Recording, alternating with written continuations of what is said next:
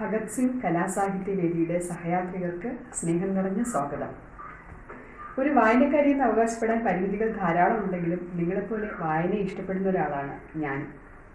എൻ്റെ പേര് രേഖ. ഞാൻ Thiruvananthapuram Thonnakkal government higher secondary സ്കൂളിലെ ജീവശാസ്ത്രം അധ്യാപികയാണ്. എൻ്റെ നാട് അണ്ടൂർക്കോണം. മലയാളത്തിലെ ഏറ്റവും മികച്ച വായനക്കാരിൽ ഒരാളാണ് ശ്രീ അജയ് പി മങ്ങാട്. അജയ് പി മങ്ങാടിൻ്റെ ആദ്യ നോവലാണ് സൂസന്നയുടെ ഗ്രന്ഥപുര. നോവലിസ്റ്റ് മികച്ചൊരു വായനക്കാരനായതുകൊണ്ട് തന്നെ അദ്ദേഹം വായിച്ച ധാരാളം പുസ്തകങ്ങളും അതിലെ കഥാപാത്രങ്ങളും ഇതിൽ നിറഞ്ഞു നിൽപ്പുണ്ട്. നോവലിസ്റ്റ് മികച്ചൊരു വായനക്കാരനായതുകൊണ്ട് തന്നെ സാഹിത്യ നിരൂപണം പലപ്പോഴും സൂസന്നയുടെ ഗ്രന്ഥപുരയുടെ പരിസരമായി വരുന്നുണ്ട്. സൂസന്ന മരിച്ച് ദിവസങ്ങൾ കഴിഞ്ഞപ്പോൾ പോളിൻ്റെ ഫോൺ വിളി. അണ്ണാ, എനിക്കൊന്ന് കാണണം. അലി സമ്മതം മൂളി. അലിയാണ് സൂസന്നയുടെ ഗ്രന്ഥപുരയിലെ കേന്ദ്ര കഥാപാത്രം. സൗഹൃദങ്ങൾക്ക് ഏറെ വില കൽപ്പിച്ചിരുന്ന സൂസന്ന മരിച്ച് ദിവസങ്ങൾ കഴിഞ്ഞപ്പോൾ മറയൂരിൽ സുഹൃത്തുക്കളെല്ലാവരും കൂടി ഒരുമിച്ച് ചേർന്നു. ആ സമ്മേളനത്തിൽ വച്ച് റോബർട്ടോ ബൊലോനയുടെ കവിത ഒരാൾ മലയാളത്തിലേക്ക് വിവർത്തനം ചെയ്ത് പാടി. അതിന് സാക്ഷികളായി അലിയും അഭിയും ഉണ്ടായിരുന്നു. അഭി എന്നത് ഈ നോവലിൽ അലിയോടൊപ്പം സഞ്ചരിക്കുന്ന മറ്റൊരു കഥാപാത്രമാണ്. ഇവർ രണ്ടുപേരും ആദ്യം കണ്ടുമുട്ടുന്നത് ഒരു വായനശാലയിൽ വെച്ചായതുകൊണ്ട് തന്നെ അവരുടെ സൗഹൃദത്തിൽ എപ്പോഴും പുസ്തക ചർച്ചയും കടന്നു വന്നിരുന്നു. അതുകൊണ്ടാണ് സൂസന്നയുടെ ഗ്രന്ഥപുരയിൽ ഏറ്റവും കൂടുതൽ പുസ്തകങ്ങൾ ചർച്ച ചെയ്യപ്പെടാൻ ഒരു പ്രധാന കാരണം. അലിയുടെ വായനാ ലോകം ഈ നോവലിൽ വായനക്കാരെ തേടിയെത്തുന്നത് 5ാം ക്ലാസ്സിൽ നടൻ ജയൻ്റെ മരണസമയത്ത് കൂട്ടുകാരെല്ലാവരും കൂടി ഒരുമിച്ച് ചേർന്ന് വായിച്ച ഒരു പുസ്തകം പരാമർശിച്ചുകൊണ്ടാണ്. തുടർന്ന് ഹൈസ്കൂളിൽ ആഗ്നസ് ടീച്ചർ അലിയുടെ വായനയെ ധാരാളം സ്വാധീനിക്കുന്നുണ്ട്. അവിടെ കോട്ടയം പുഷ്പനാഥിൻ്റെ കുറ്റാന്വേഷണ കഥകൾ പുതപ്പ് മൂടിയിരുന്ന് വായിച്ച അലിയെ നമുക്ക് കാണാൻ കഴിയും. പിന്നെ ബിരുദ വിദ്യാർത്ഥിയായിരിക്കുന്ന സമയത്ത് പുസ്തകങ്ങൾ അന്വേഷിച്ച് നടക്കുന്ന അലിയും ഒപ്പം അഭിയും ആണ് ഈ നോവലിൽ നമ്മൾ കാണുന്നത്. അങ്ങനെയാണ് അലിയും അഭിയും ആദ്യമായി മറയൂരിലേക്ക് എത്തുന്നത്. മറയൂർ മാത്രമല്ല, ഈ നോവലിലെ മറയൂർ, കമ്പം, തേനി, ബോഡിനായ്ക്കന്നൂർ, എറണാകുളം തുടങ്ങി വ്യത്യസ്ത സ്ഥലങ്ങൾ ഒരുപക്ഷെ കഥാപാത്രങ്ങളോടൊപ്പം തന്നെ സഞ്ചരിക്കുന്നുണ്ട്. അതുകൊണ്ട് തന്നെ ശ്രീ അജയ് പി മങ്ങാട് വിവിധ സംഭവങ്ങളെ കാലത്തിൻ്റെ അടുക്കുകളാക്കിയാണ് ഈ നോവലിൽ സൂക്ഷിച്ചിരിക്കുന്നത്. അതിലെല്ലാം തന്നെ ഈ സ്ഥലങ്ങൾക്കും വളരെയേറെ പ്രാധാന്യമുണ്ട്. അലിയും അഭിയും മറയൂരിലേക്ക് ആദ്യം പോകുന്നത് ശ്രീ നീലകണ്ഠൻ പരമാരയുടെ പ്രകാശനം ചെയ്യാത്ത ഒരു പുസ്തകത്തിൻ്റെ കയ്യെഴുത്ത് പ്രതി അന്വേഷിച്ചാണ്. ആ മറയൂർ വച്ചാണ് സൂസന്നയെ അവർ ആദ്യം കാണുന്നത്. തണ്ടിയേക്കൻ്റെ മകൾ സൂസന്ന, ജോസഫിൻ്റെ ഭാര്യ സൂസന്ന, പോളിൻ്റെ അമ്മ സൂസന്ന. ഇതിനേക്കാൾ ഉപരി 5000 പുസ്തകങ്ങളുള്ള ഒരു ഗ്രന്ഥശാലയുടെ ഉടമ കൂടിയാണ് സൂസന്ന. സ്വാഭാവികമായും അലിയുടെ വിചാരങ്ങളിലേക്ക് സൂസന്ന കടന്നു വരുന്നുണ്ട്. തന്നെ മാത്രം സൂസന്ന മറയൂരിലേക്ക് ക്ഷണിച്ചിരുന്നെങ്കിൽ എന്നൊക്കെ അലി പല ഘട്ടത്തിലും വിചാരിക്കുന്നുണ്ട്. സൂസന്നയ്ക്ക് എഴുതാൻ തുടങ്ങുമ്പോൾ അലിക്ക് വാക്കുകൾ നഷ്ടപ്പെട്ടു പോകുന്നു. ടാഗോറിനെ ഒരു കവി എന്ന നിലയിലാണ് നമുക്ക് ഏവർക്കും പരിചിതം. എന്നാൽ ടാഗോറിൻ്റെ പ്രശസ്തമായൊരു novel home and the world ഈ നോവലിൽ നമ്മെ പരിചയപ്പെടുത്തുന്നുണ്ട്. അതിൽ വിമല എന്ന കഥാപാത്രം, ഭർത്താവ് നിഖിലേഷ്, സുഹൃത്ത് സന്ദീപ് എന്നിവരുടെ മാനസിക വ്യാപാരങ്ങൾ നമുക്ക് നോവലിൽ കൂടി കടന്നു പോകുമ്പോൾ മനസ്സിലാക്കാൻ കഴിയും. നോവലിൻ്റെ പശ്ചാത്തലം എറണാകുളം ആയി നിൽക്കുന്ന ഒരു കാലഘട്ടത്തിലാണ് അമുദ ഈ നോവലിൽ പ്രത്യക്ഷപ്പെടുന്നത്. നോവലിൻ്റെ കഥാഗതിയെ വലിയൊരു അളവ് വരെ സ്വാധീനിച്ച ഒരു കഥാപാത്രം കൂടിയായിരുന്നു അമുദ. അലിയുടെ കാമുകി എന്ന് നമുക്ക് അമുദയെ പരിചയപ്പെടുത്താം.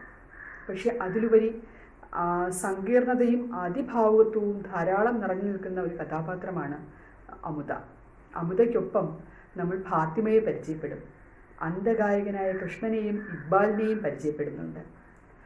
അമുദയും ഫാത്തിമയും തമ്മിലുള്ള സൗഹൃദത്തെ എങ്ങനെയാണ് വിവക്ഷിക്കേണ്ടത് എന്ന് വായനക്കാരന് തന്നെ പലപ്പോഴും നോവലിസ്റ്റ് വിട്ടു നൽകുകയാണ്. അങ്ങനെ അലി ഒരിക്കൽ അമുദയുടെ വീട്ടിൽ എത്തുമ്പോൾ ഒരു ഡയറി അമുദ അലിയെ ഏൽപ്പിക്കുകയാണ്.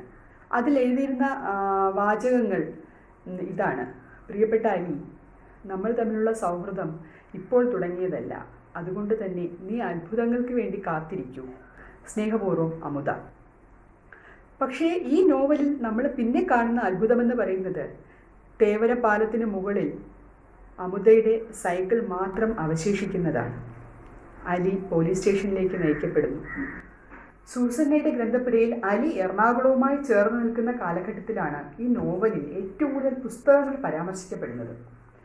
അതോടൊപ്പം പാബ്ലോ നെരൂദയുടെ കവിതകൾ ഇതിൽ പറയുന്നുണ്ട്. ഏകാന്തതയിൽ പാബ്ലോ നെരൂദയെ വായിക്കാത്തവർ ആരും ഉണ്ടാകില്ല എന്നാണ് പറയുന്നത്. പാബ്ലോ നെരൂദയുടെ ധാരാളം കവിതകൾ ഇതിൽ പരാമർശിക്കുന്നുണ്ട്. അതുപോലെ തന്നെ ദസ്തേവിസ്കിയുടെ നോവലുകൾ, അന്നയും ദസ്തേവിസ്കിയും തമ്മിലുള്ള ബന്ധത്തിൻ്റെ സങ്കീർണതകളൊക്കെ ഈ നോവലിലെ വിവിധ ഘട്ടങ്ങളിൽ നമ്മളോട് നോവലിസ്റ്റ് പങ്കുവെക്കുന്നുണ്ട്. താൻ അറിയാത്തൊരു ലോകത്താണ് സൂസന് ജീവിക്കുന്നതെന്ന് ജോസഫ് കണ്ടെത്തിയത് വിവാഹശേഷമാണ്.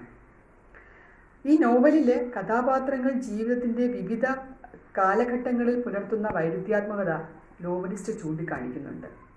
ബൈബിൾ വായിക്കാൻ ആഗ്രഹിച്ച ജോസഫ്, 1001 രാവുകളും ബൊർഹാസിൻ്റെ കവിതകളും വായിക്കാൻ ആഗ്രഹിച്ച സൂസന്ന. ഒടുവിൽ ജോസഫ് സൂസന്നയോട് പറഞ്ഞു, നാം പിരിയുന്നു സൂസന്ന. അന്ന് പോള് കൈക്കുഞ്ഞാണ്. സൂസന്നയുടെ ഗ്രന്ഥപുരയിൽ നിറഞ്ഞു നിൽക്കുന്ന മറ്റൊരു പ്രധാന കഥാപാത്രമാണ് രാമചന്ദ്രൻ, വെള്ളത്തൂവൽ ചന്ദ്രൻ.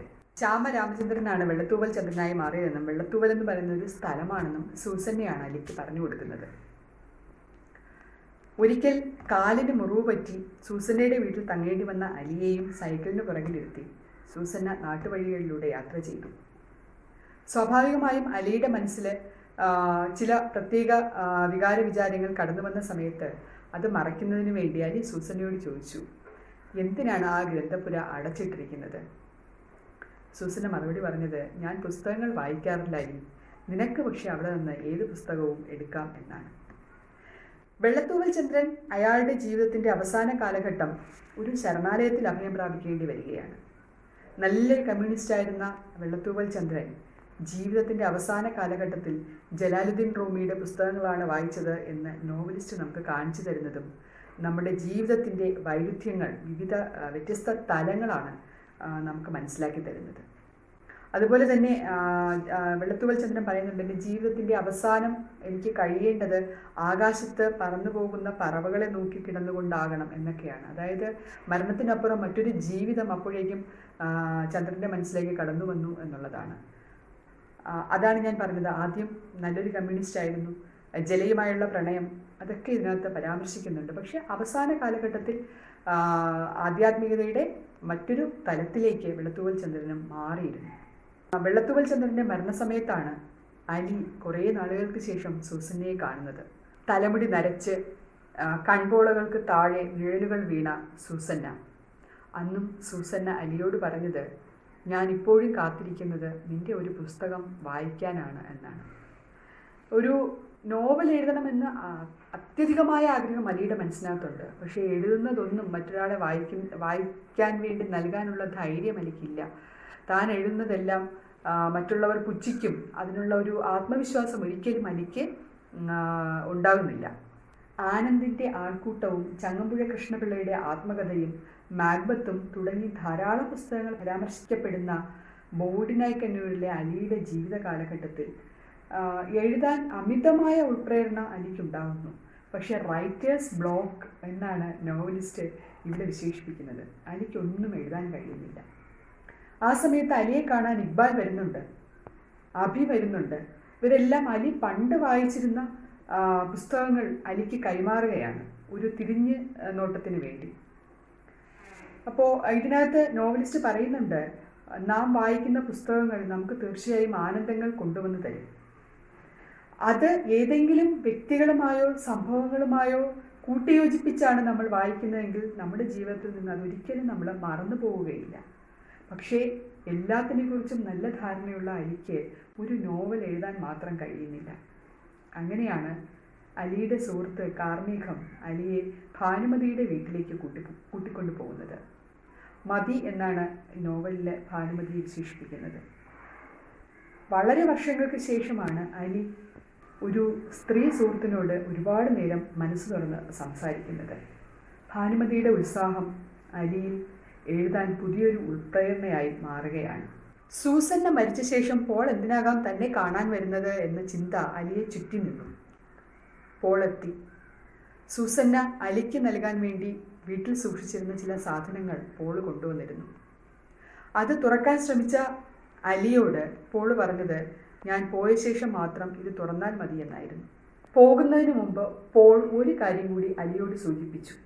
ഒരു പക്ഷേ ഈ നോവലിൽ നമുക്ക് സങ്കല്പിക്കാവുന്നതിനും അപ്പുറത്തുള്ളൊരു കാര്യമാണത്.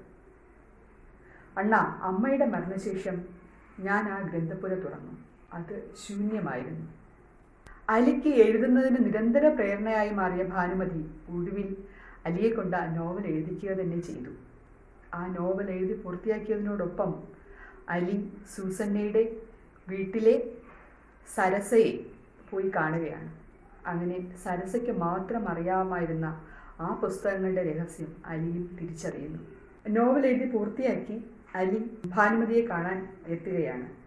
അപ്പോൾ മതി ചോദിച്ചു, അലി, എഴുത്ത് പൂർത്തിയായപ്പോൾ എന്തു തോന്നുന്നു? എനിക്ക് എന്താണ് തോന്നുന്നത്? ഞാൻ ആലോചിച്ചു. ആഹ്ലാദമാണോ ആശ്വാസമാണോ എനിക്കറിയില്ല. എനിക്ക് സന്തോഷവും സമാധാനവുമുണ്ട്. ഞാൻ പറഞ്ഞു. ഞാൻ എൻ്റെ കൂട്ടുകാരെ സ്നേഹിച്ചു. അവർക്കൊപ്പം വാക്കുകളും എൻ്റെ കൂടെ വന്നു. ഞാൻ വാക്കുകൾക്കകം സമാധാനമാകുന്നു. ഇതാണ് സൂസന്നയുടെ ഗ്രന്ഥപുരയുടെ അവസാന വാചകങ്ങൾ.